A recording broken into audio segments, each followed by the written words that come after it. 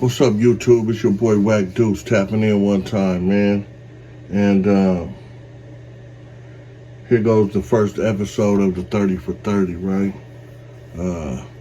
November, 30 days, 30 videos.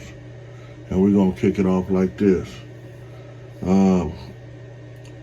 I've been asked about this a lot. And I've spoke on it a little bit here and there. But I'm going to go ahead and give you guys my personal opinion and my experiences in dealing with this said situation. So as you all know, me being a white boy and being a Crip, there's a lot that went into that, and it came with a lot of different situations, we'll call them. It came with a lot of different opinions, stances, whatever you want to address them as. But it was what it was, right? And God bless it, I'm still here. But what I want to talk about today is, people always ask me, how did the blacks as a whole, and other Crips in particular, homies, quote unquote, how did they really feel about white Crips, about me? And that's not an answer that you can give. You can't give a generalized answer. I mean, you can, but it's not going to be accurate. You know what I'm saying? Because not everybody feels the same. And to be honest, I've been to where it's hella cool, you know what I mean? Where everybody is like cool with it, or they didn't if they did have a problem, they didn't express it, or it wasn't no funny style shit going on, right? But then I've also been in situations where, you know, people did, whether they voiced their opinion, and then we dealt with it from there. Not necessarily, not necessarily violence each and every time, because, you know what I'm saying, at the end of the day, I mean, I could give a fuck less who likes it or who doesn't like it, but you're gonna respect it. You know what I mean? And you're gonna respect me. That's just how the ball rolls, you know what I'm saying? That's how it has to be in order for you to survive in prison. But I did run into a few instances where the situation got a little dicey, you know what I'm saying, and shit needed to be handled, via altercation, you know what I mean, show and prove. It's a big thing in prison.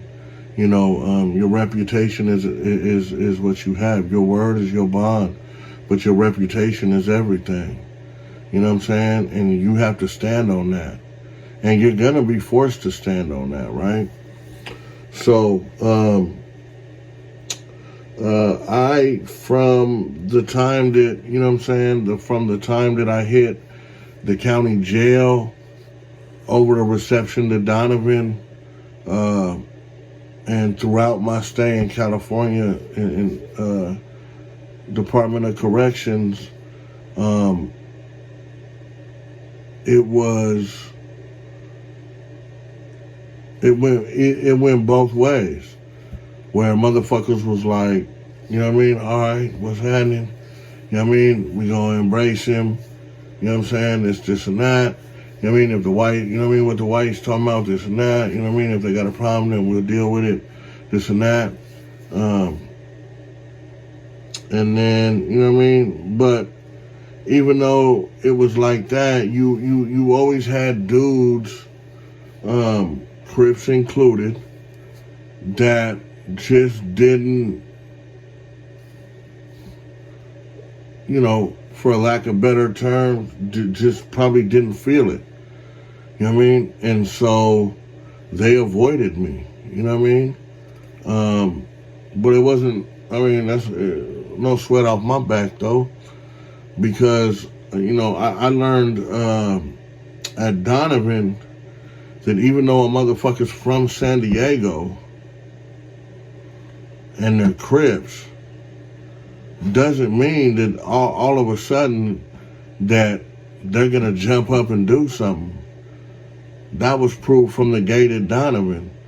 The first time when I got jumped by the 6 NLRs in the rotunda in Donovan, the 2 main motherfuckers that cracked it off when the doors opened again was a Damu from 5'9" Brims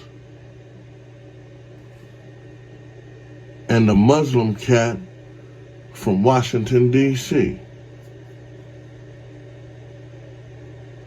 In all actuality, them dudes didn't have to do nothing, because the 2 or 3 Crips in the building from San Diego, whether there's kind of like the 2 dudes that were in there, they've kind of like made it sound like they didn't know what was going on, and they didn't find out till later, blah, blah, blah, blah, blah. It sounds good, homie. It sounds good. You know what I mean? Like, that's a whole nother video within itself, and I'll do that. And them two cats that didn't do anything, you know what I mean? They got theirs, you know what I'm saying? And they're pussies, and in my eyes, and in the eyes of the homies, certain homies, they're pussies. You know what I mean? And to this day, even though I'm on some positive type shit, I don't live that life no more. I don't have a horse in the race no more. But just on GP to them 2 niggas that did that, homie, fuck you. You know what I'm saying? You can eat a bowl of dicks. But anyways, so from the first time in the pen, first spot in the pen, all the way to when I paroled from High Desert, I ran into, you know what I mean, certain situations where you could tell, because of not where I was from, right, but because of who I was and my skin color, that certain motherfuckers felt a certain type of way. You know what I mean? And that's cool. Like, you know what I mean? Like, I'm not for everybody. You know what I'm saying? And this is definitely not a popularity contest. It definitely wasn't a popularity contest. And if it was, because of my status, I was trying to fly low under the radar anyways. You know what I mean? But being the most hated motherfucker on the compound, that was kind of hard to do, right? But even homies from the SDC Corps, nobody ever outright came and said it, you know what I'm saying? But I've had homies say it, you know what I mean? Tell me, like, yeah, man, that motherfucker was over there. He was mad because his family business was about to get fucked off, or his cancer, whatever. You know what I'm saying? Visit, whatever. I don't know. You know what I mean? Whatever. You know what I mean? But it just showed me early on in the game that life, man, it ain't all what it's supposed to be. You know what I'm saying? And to these youngsters, that's what they got to realize. And hopefully they realize it before they're in that situation, right? You know what I'm saying? Case in point, you know, I'm on a yard, and word goes around, you know what I'm saying, that something was supposed to happen.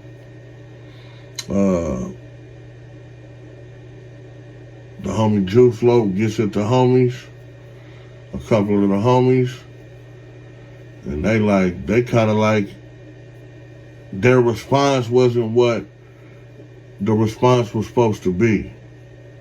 You know, if you come and get at me and like we on the yard and we homies and we from the same core or whatever, and say, hey, whoop to whoop, man, they supposed to be moving on the homie. I'm jumping up, bro, like, man, what's happening? Let's, you know what I mean? Like, what we doing? You know what I mean? Where it's at? These dudes, I guess, didn't respond in that manner to where Juice was like, fuck it then, you know what I mean? If it's just me and Cuz, if it's just me and Wack, homie, then that's what it is. And sure enough, homie, when the white boys pushed, it was just me and Juice to this day. And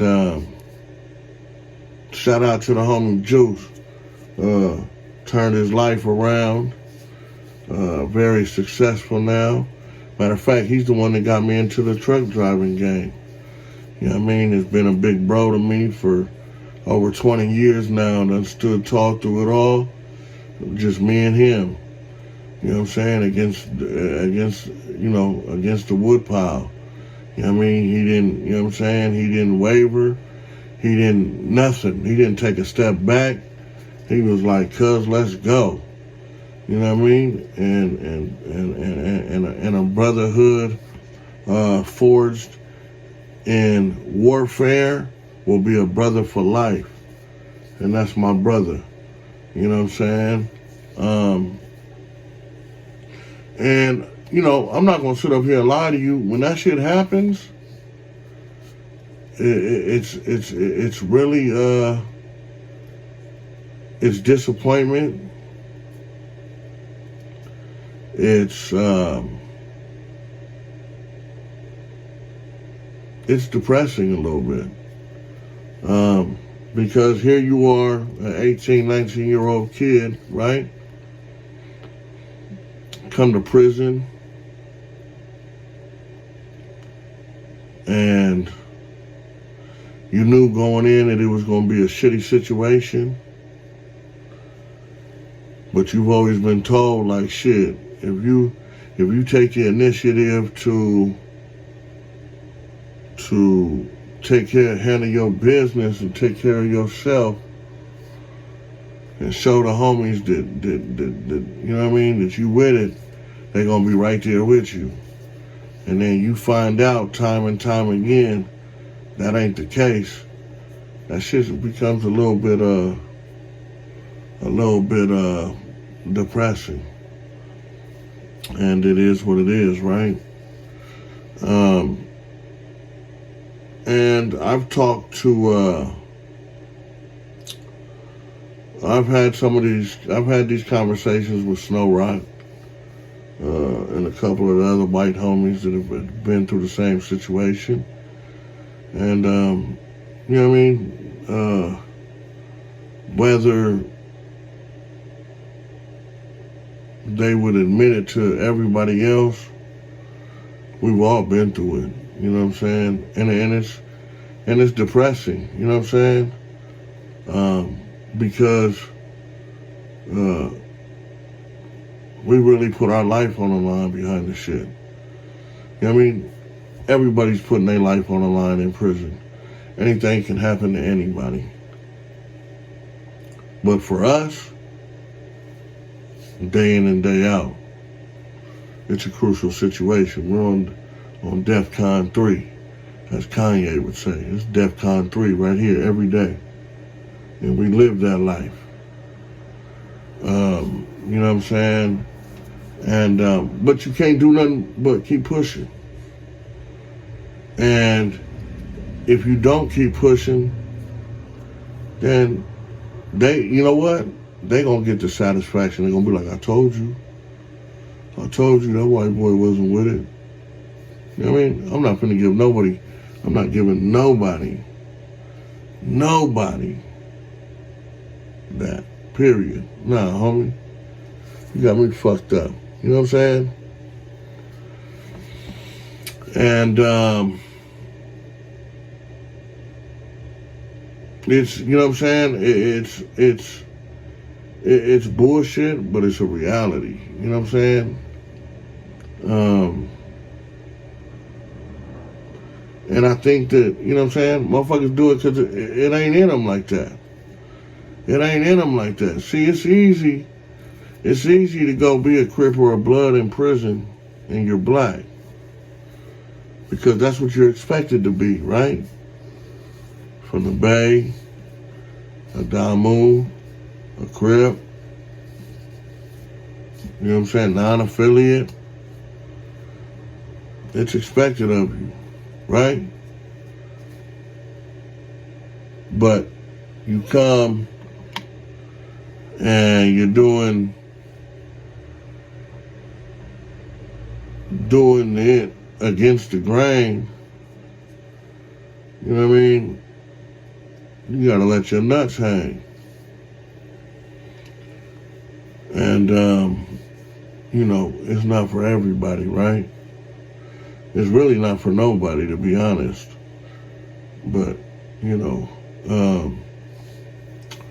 I also ran into a situation in Lancaster one time. Me and the homie had went to the hole for a knife beef, and we ended up beating the knife beef. And that's legitimately when the police put a knife in our cell just to get us up off the yard. Because they didn't like the fact that the white boys weren't moving on me. And every time that they tried something, it didn't go their way. And so the administration couldn't wait to get rid of us. And they tried by setting us up with the knife in the cell. That shit didn't work. And they had to put us back out on the main line. And so when I get back to the yard, me and the homie get back to the yard, we was in the SAP program, which is in Building 5. But they didn't have no openings that day in Building 5. So they put us in, I think they put the homie Flav in 2 block, or no, 3 block. And then they were going to put me in 3 block 2. But they was going to put me in the cell with some cat, some weird-ass nigga. I don't even know where that nigga from. He from L.A. or something. I don't remember where that cat was from. That's how much of a buster he was. But I go up in the building and shit, and the homie play like, "Cuz, where you going? What cell they sending you to?" I'm like, "I don't know." And the cop was like, "Oh, you going up there to 219 or something." So I look up there, and then the door opened, and so cuz come out, and he like, "Hey," he like, "Nah." He said, man, "I ain't trying to have them problems, man." And I'm like, so I walk up, like, he coming down the stairs, and I'm like, "Cuz, what is you talking about?" Me and Flav walk up to him, and we, you know what I'm saying, like, "What you talking about, cuz?" And he like, "Man, I'm not even trying to have them issues with the white boys. You know what I mean? I'm not trying to be disrespectful or nothing. It's just, you know what I'm saying? Like, I'm not trying to have them problems." Like, cuz, I remember the homie Flav looked at that and he like, "Come on, cuz." But Flav had actually knew the dude. I had seen him on the yard when we were on the yard previously before we went to Ad Sag. But like I said, we were in 5 block and he was in 3 building. So, I didn't, you know what I mean? I didn't know, I never had no interactions with him. I mean, I seen him on the yard, you know what I mean, here and there, you know what I'm saying? But Flav knew the cat. And Flav was like, "Man, cuz, you way out ass nigga, cuz."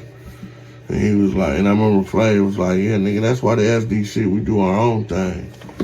And dude just kind of like, basically like tucked his tail between his legs and went back up to his cell. And so the homie was like, oh, that's when the homie Country was like, "Whack, cuz, come up in here with me." And so we got it the one time like, "Hey man, my homeboy cells, so put me in the cell with my homeboy." And like kind of like on the level 4, they try to keep shit as smooth as possible because just they don't want the problems, man. So They rather put you in a cell with your people rather than, you know what I'm saying, like to avoid problems. And they knew with me, they kind of like gotta put me in the cell with a homie. So I went up in the cell with the homie Country. Everything was lovely. And then that was a whole nother shitstorm in itself. And then we all ended up getting all the Crips on D Yard and Lancaster ended up getting removed. That's another story within itself. And I'll tell that story sometime this month on the 30 for 30. So that incident was the only time that I've ever had somebody like, nah, you know what I mean? Like, you know, motherfuckers might have did it on the low or never like, but they, you know what I mean? Nobody ever just like outright, like, you know what I mean?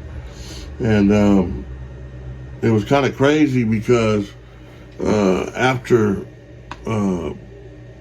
we went to yard and shit like that, like, I really focused on dude. Now dude stood out to me. And the dude was like a weirdo. Didn't nobody even really fuck with Cuz like that. His own car, like, I mean, he was a part of that car, but he was, you know, he used to be off doing his thing, whatever. I forgot he worked like in, I don't know. But anyways, dude was a weirdo, you know what I'm saying? Straight buster, marking the park, homie, just claiming the fame, you know what I'm saying? Like, you know, this is the thing, man.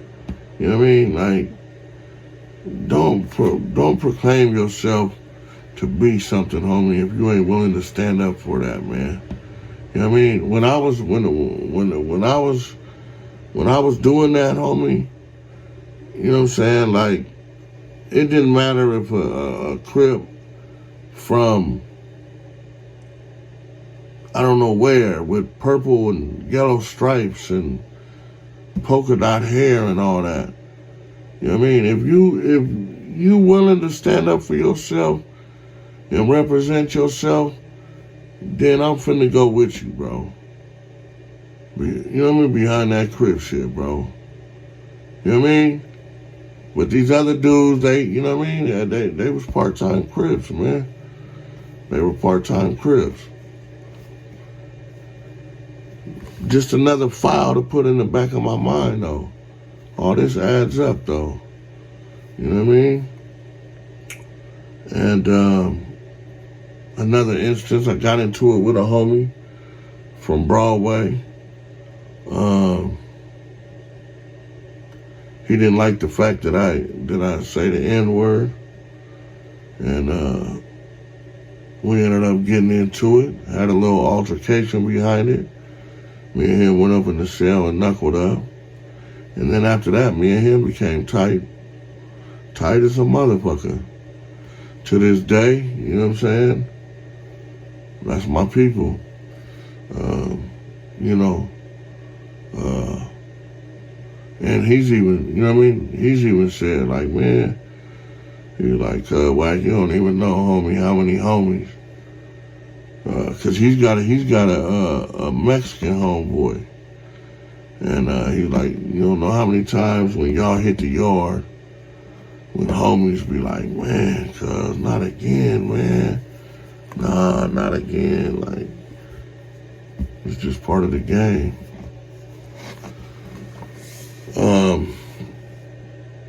And that's just a negative react. That's just the people that have negative feelings.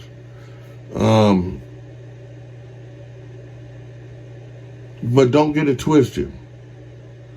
I met way more homies that put their life on the line for me. Let me say that one more time.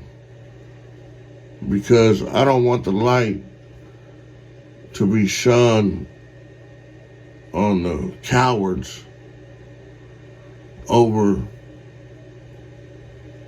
the warriors that put their life on the line for me, that went to bat for me, that went to war with me, that a few of them ended up going to the hospital. 2 of them got life flighted. They lived, God bless. But there was more of them that did the right thing and did it right and stood beside me in battle than a few cowardly lions that yell the loudest about something that they're really not about. So that was a big life lesson. And I internalized it, and it is what it is. You know what I'm saying?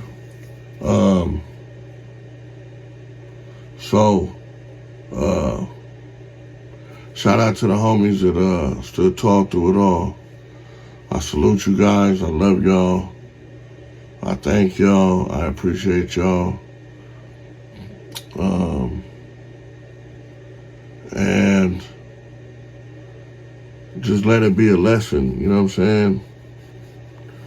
That it ain't all what it seems to be. At the end of the day, man, it's better to just live life on the outside, get you a job, get you a family, and struggle at work than struggle in the pen and have to worry about who your real friends are. Like Tupac said, gotta watch your homies.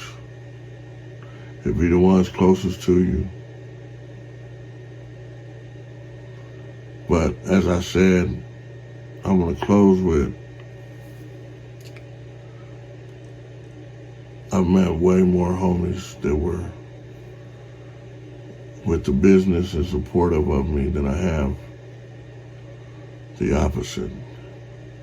But I just wanted to shine a light on that tonight. Because people have asked me what was their reception to me coming around. And that's what it was. That was the few negative instances that I experienced. But it didn't have a negative effect on me. It actually drove me harder, because I learned I don't need no help. I am the help. So, with that being said, man, much love to everybody. One love, y'all. Hope you had a happy and safe Halloween. It's November. The year's almost up. Start coming with some plans so this next year can be the greatest one yet. Until then, much love and respect. I'll be back at y'all tomorrow with another one, with episode 2 of the 30 for 30 in November. Much love, y'all. WaccDuce out.